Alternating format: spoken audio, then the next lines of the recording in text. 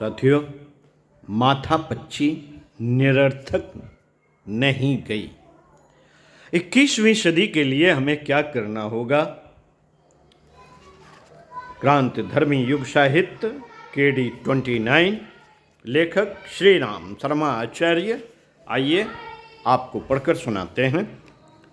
इस बार का वसंत पर्व एक प्रकार का ब्रह्म यज्ञ रहा।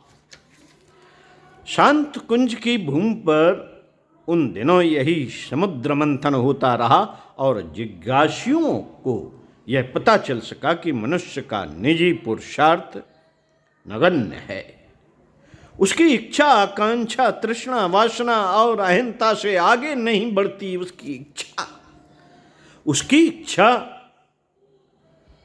आकांक्षा, तृष्णा, वासना और अहंता से आगे नहीं बढ़ती। उसी छोटे दायरे में वह कूप, मंडूक एवं गूलर के बुनगे की तरह अपनी बहुमूल्य जीवन संपदा को विसर्जित कर देता है, विसर्जित कर देता है। पूजा पत्री, छिटपुट पूजा पाठ तक, तनिक से उपहार मनोहार तक सीमित रखकर वह स्वयं संतुष्ट रहता एवं उसे ईश्वर उपासना मानकर मन बहलाता, आसपास पड़ोस को बहकाता रहता है।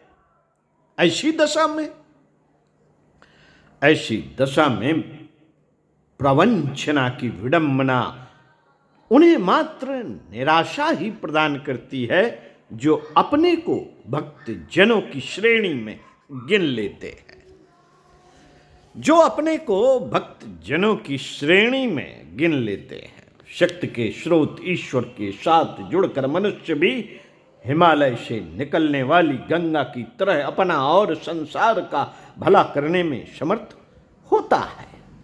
जिन सफलताओं के संबंध में चर्चा होती रही, वे मात्र सर्वविदित, सुपरिचित एवं दृश्यमान है। इस श्रृंखला में अभी और कुछ कहीं अधिक जानने योग्य शेष रह जाता है, जिसको आंखों से नहीं देखा गया, कानों से नहीं सुना गया, वरन उसे समयानुसार फिर कभी पूछे और बताए जाने के लिए सुरक्षित रख लिया गया है। संक्षेप में, व्यक्ति विशेष के द्वारा बन पड़े एवं चमत्कारी कहे जाने वाले कार्यों के संबंध में इतना ही पूछना, बताया जाना सीमित रहा कि शक्ति स्रोत से जुड़ने के लिए अपनी क्षुद्रता को महापुरुष के चरणों पर समर्पित करने और उनकी महानता को मान्यताओं, भावनाओं, संवेदनाओं, आकांक्षाओं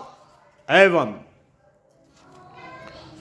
क्रियाकलापों में कश लेने के सघन साहस यदि सच्चे अर्थों में किया जा सके, तो अपने को ईश्वर के हाथों सौंपी जाने के बदले में उसके अनुदान और सिद्ध संपदा को सहज खरीद पाना संभव है। मात्र पूजा पाठ की राई रत्ती चिन्ह पूजा अभीष्ट प्रयोजन की पूर्ति नहीं कर सकती। यही समझाया जा सकता है। साधना से सिद्धि का रहस्य और मार्ग सदा से यही समझाया जाता रहा है।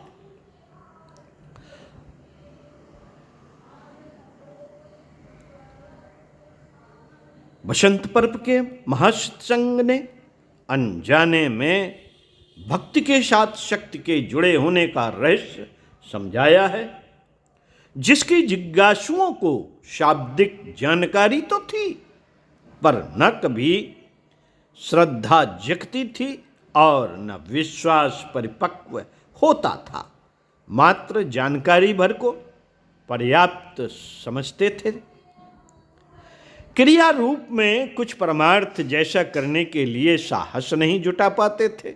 उन्होंने इस बार तथ्य को गंभीरता पूर्वक समझा, साथ ही यह भी अनुभव किया कि शरीर बल, बुद्धि बल, मनोबल, धन बल आदि क्षमताओं और सामर्थ्यों का कितना ही बाहुल्य क्यों न हो, आत्मबल की तुलना में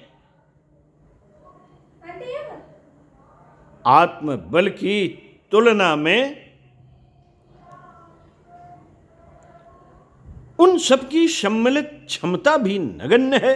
शांति कुंज परिकर द्वारा अब तक जो घटित हुआ है उसके मूल में तप ही एकमात्र वास्तविकता है। और यदि कोई ऐसा ही ओजस्वी, तेजस्वी, वर्चस्वी एवं तपस्वी बनना चाहता है तो रिद्धियों और सिद्धियों को प्राप्त करने के लिए कस्तूरी के मृग की तरह भटकने की क्या आवश्यकता है?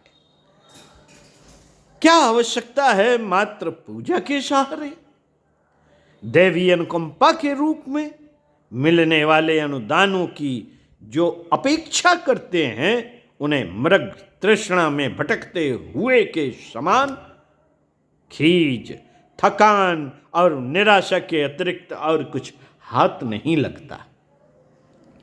बीज अपने बलबूते वृक्ष नहीं बन जाता, उसे खाद पानी भी चाहिए।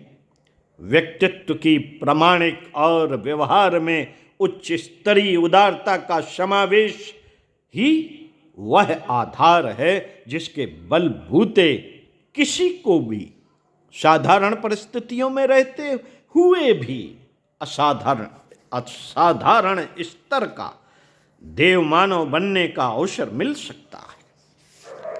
बसंत पर्व के दिन इस संदर्भ में बसंत पर्व के दिन इस संदर्भ में चलता रहा। शंका समाधान निरर्थक नहीं गया। रहस्योद्घाटन की जानकारी प्राप्त करके जिज्ञासा को तुष्टि भर नहीं हुई, वरन सहस्त्रों ने निश्चय पूर्वक संकल्प लिया कि वे अगले दिनों राजमार्ग पर चलेंगे, शेष जीवन को सच्चे अर्थों में सार्थक बनाएंगे, ईश्वर की आशा अपेक्षा पूरी करेंगे और बदले में उसे सच्चे साथी सहचर की भूमिका निभाते हुए निहाल कर देने के लिए बाध्य करेंगे।